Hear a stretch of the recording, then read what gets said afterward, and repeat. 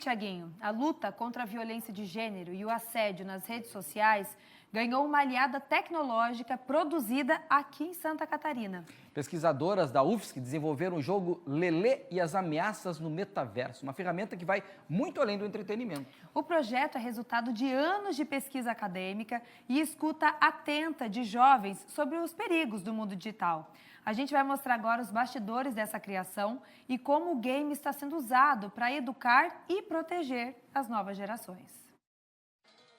Um jogo criado dentro da Universidade Federal que serve como uma importante ferramenta de informação e prevenção para estudantes e professores de todas as escolas.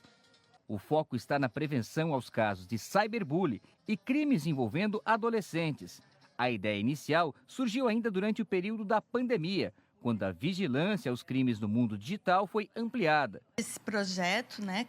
que foi financiado pela FAPESC, inclusive, ele nasceu em 2020, durante a pandemia, que a gente começou a ver o quanto a internet estava interferindo, em todas as decisões, em tudo que estava acontecendo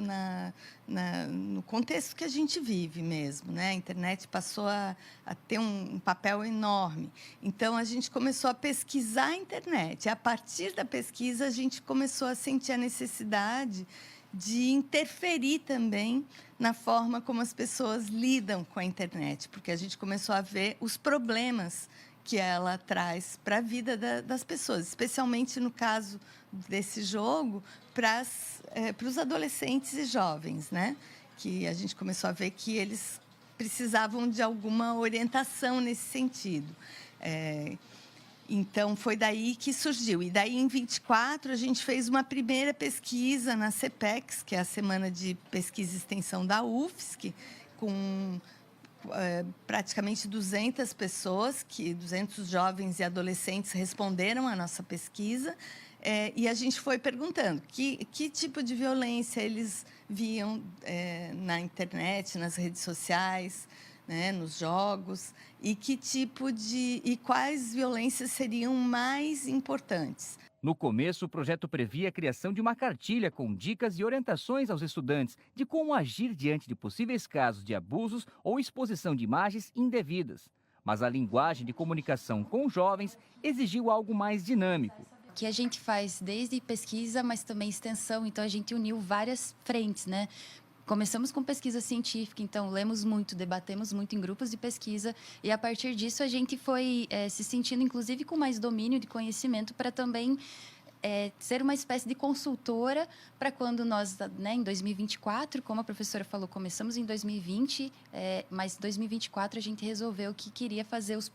resultados que fossem materiais didáticos, recursos educacionais, e um deles foi o jogo. Então, como nós, que somos um laboratório de história, não tínhamos conhecimento sobre desenvolvimento de um jogo, procuramos uma organização chamada Prototipando a Quebrada, aqui da Grande Florianópolis, e levamos a ideia para eles que a gente queria fazer algo e surgiu deles a sugestão de um jogo digital. Então, nós entramos como uma espécie de consultoras, clientes, mas também consultoras do que é a nossa especialidade, que são os estudos de gênero, história, de crítica social, para poder embasar todo esse desenvolvimento. Antônio é um dos estudantes que participou do desenvolvimento do jogo e nos mostra que a personagem Lelê vai recebendo dicas de como agir diante de situações de constrangimento. Eu acho que justamente o conhecimento acadêmico ele serve para isso, Ele serve para a gente fazer esses projetos e também levar para fora, para a sociedade, para fazer esse retorno que é necessário dentro dos estudos da universidade, Então eu acho que o jogo ele é uma ferramenta muito boa porque ela é muito lúdica, então ela conversa diretamente com esses jovens, com esses adolescentes que precisam desse conhecimento, Então ele serve como material didático, por exemplo, em escolas, então ele pode ser utilizado por um professor que quer ensinar sobre os cuidados que devem ser tomados ao se encontrar com uma violência digital de gênero,